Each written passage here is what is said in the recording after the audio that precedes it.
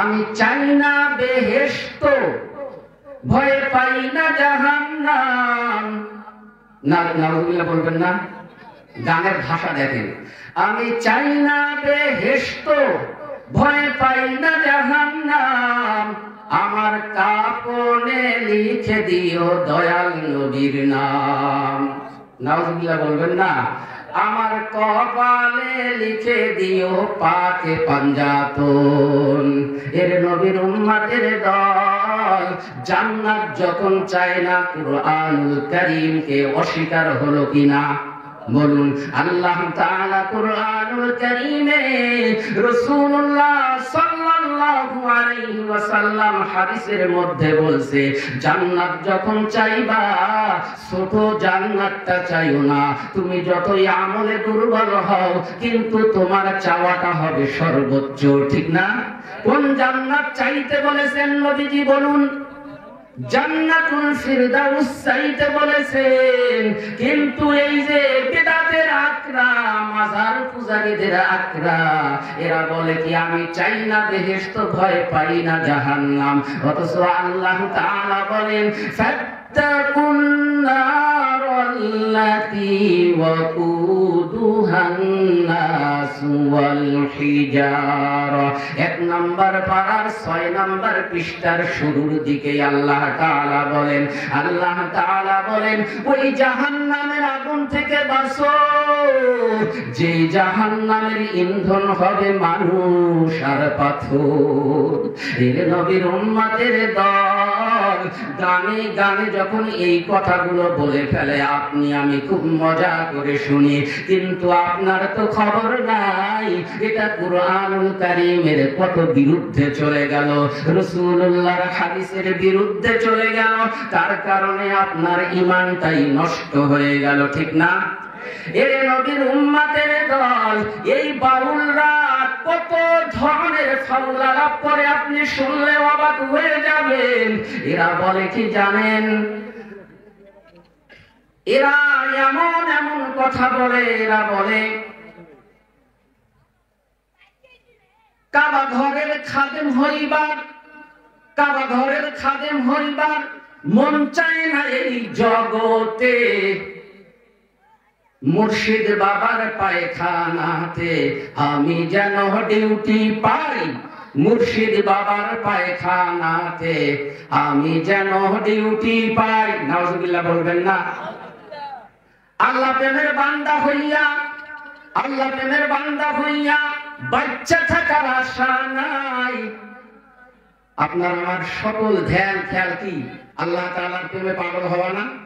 এই বাউলরা ফাউল করে বলে আল্লাহ প্রেমের বান্দা হইয়া বাচ্চা থাকার আশা নাই, মুর্শিদ প্রেমের কাফের হইয়া মইরা যাবার চাই, মুর্শিদ প্রেমের কাফের হইয়া মইরা যাবার চাই।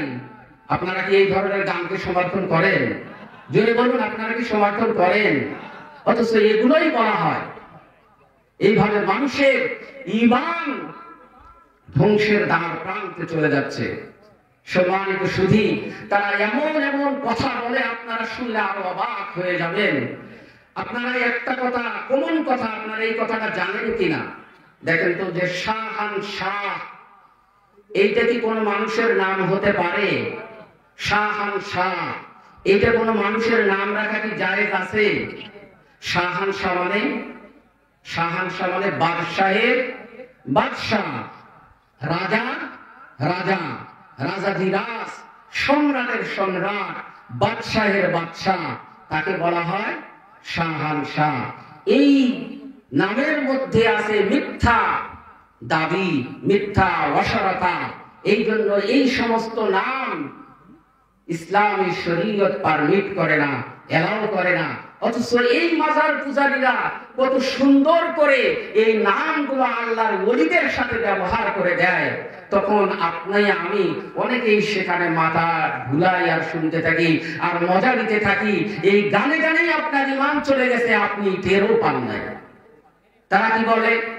শাহান শাহ মীরে কামাল তোমার কাছে হযরতের মাল, শাহানশাহ মীরে কামাল তোমার কাছে হাজারাতের মাল চাইতে জানলে রই না কাঙ্গাল চাইতে জানলে রই না কাঙ্গাল এক নিয়তি যে জন করে কেউ ফেরে না খালি হাতে খাজা তোমার দরবারে খাজা তোমার দরবারে ও খাজা তোমার দরবারে কেউ ফেরে না খালি হাতে খাজা তোমার